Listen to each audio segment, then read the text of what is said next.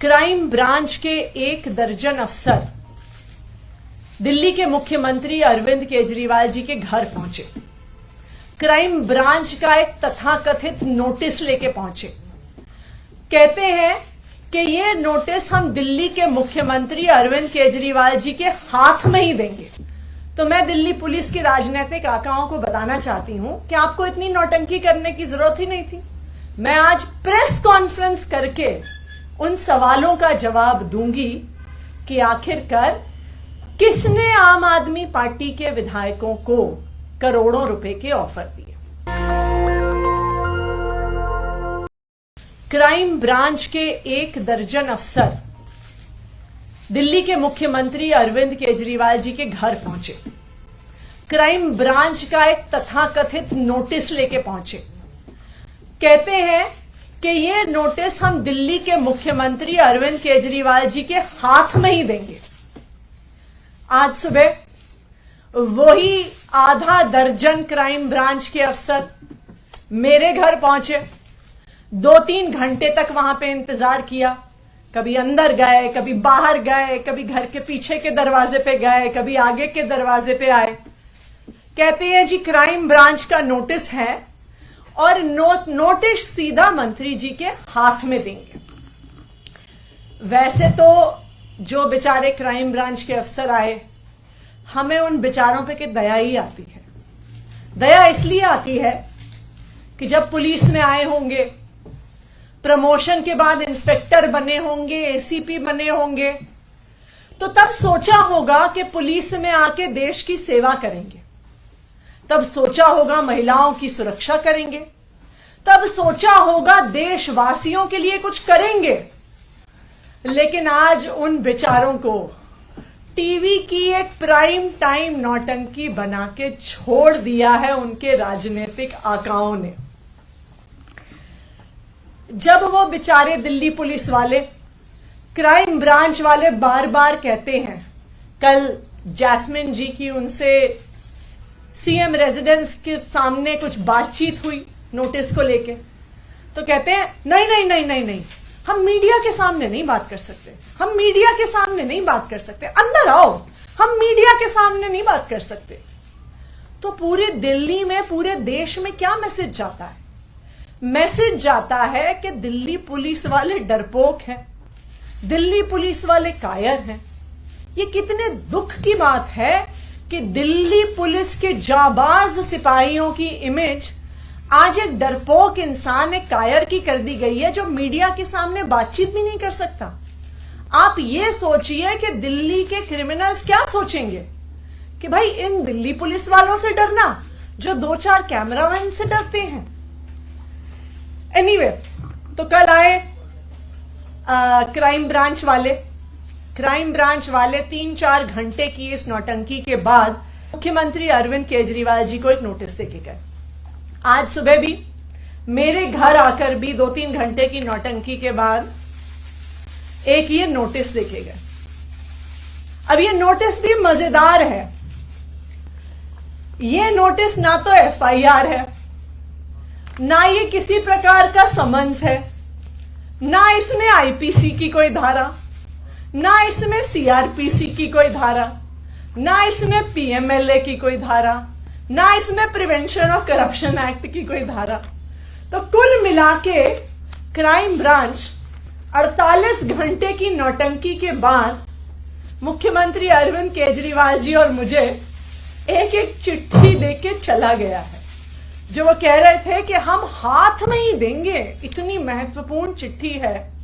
मैं कई बार सोचती हूं कि हमारे तो घरों में कभी अमेजोन वाले आते हैं, कभी फ्लिपकार्ट वाले आते हैं, कभी सरकारी कर्मचारी डाक की फाइलें लेके आते हैं। तो ये तो स्वाभाविक बात है कि वो फाइलें, वो डिलीवरी ऑफिस में ही छोड़ी जाती है। कोई मुख्यमंत्री, कोई मंत्री डाक के डेस्क पे बैठ के चिट्ठी रिसीव करने के लिए नहीं बैठा। लेकिन जो कल हुआ वो उन पुलिस वालों की गलती नहीं है, उनके राजनीतिक आका हैं जो हमसे कुछ सवाल पूछना चाहते हैं। तो वो हमसे पूछना चाहते हैं कि आखिरकार किसने आम आदमी पार्टी के विधायकों को ऑफर दिया। तो मैं दिल्ली पुलिस के राजनीतिक आकाओं को बताना चाहती हूं कि आपको इतनी नौटंकी करने की जरूरत ही नहीं थी। मैं आज प्रेस कॉन्फ्रेंस करके उन सवालों का जवाब दूंगी कि आखिरकार किसने आम आदमी पार्टी के विधायकों को करोड़ों रुपए के ऑफर दिए। वही लोग हैं जिन्होंने 2016 में उत्तराखंड में 9 कांग्रेस के विधायकों को कांग्रेस से तोड़कर बीजेपी में शामिल किया था।